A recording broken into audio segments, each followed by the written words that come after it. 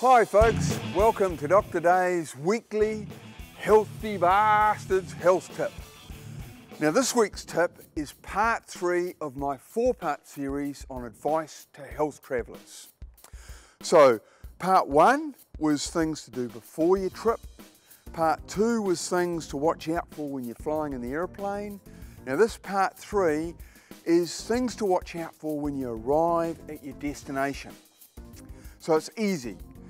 3 S's: be safe, eat safe, and shag safe. You got it? Be safe, eat safe, and shag safe. So let's start with being safe. Okay, so you land in your big fat airliner and you're really excited getting to one of, say, a tropical country, and you might be heading to a Club Med. The important thing is have your fun and games at the Club Med. Getting there, just be sensitive to the locals. So say for example en route you're going to go through an Islamic country's bazaar or shopping centre. Then it's important that you are sensitive to their needs and cover yourself as required. Don't go there wearing your skimpy bikini because that will really get them uptight. Another point about being safe is to watch out for accidents or trauma. A lot of people loosen up in their holidays, and so they have a few beers, hop on a little motorcycle or a moped, go whizzing around the corner, just forgetting, haven't got a helmet on, do a skid and end up donging their head and hurting themselves. And that is very, very common overseas. So be safe, watch out for trauma.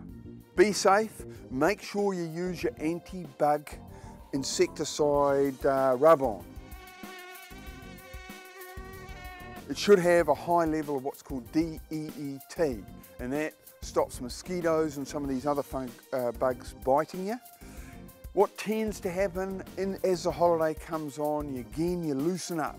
You go to a barbecue and you think, oh stuff it, I won't put it on tonight.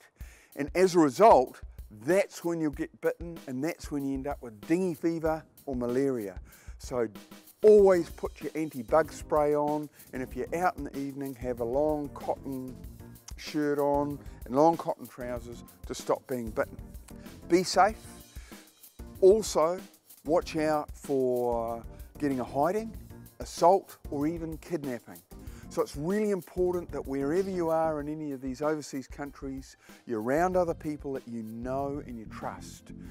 I would not advise you to go out alone. Always be with a crowd and let people know where you're going, because once you get out into some of these back alleys you could easily be nabbed, whacked over the head, and someone nicks your wallet. Got it? Right. The second thing I want to get onto is eating safe. We're done being safe, now it's eating safe. Now in a lot of countries hygiene isn't quite up to standard, particularly some of the tropical countries, and even some places in Australia, even in New Zealand. So you've got to be careful on hygiene. Always eat safe looking food. The general feeling is, especially if you're in the tropical countries, if you can't boil it, peel it or cook it, don't touch it. The fruit, the water, it may have some of these nasty food poisoning bugs in it. So have a high level of awareness and a high level of hygiene. Lastly, number 3, shag safe.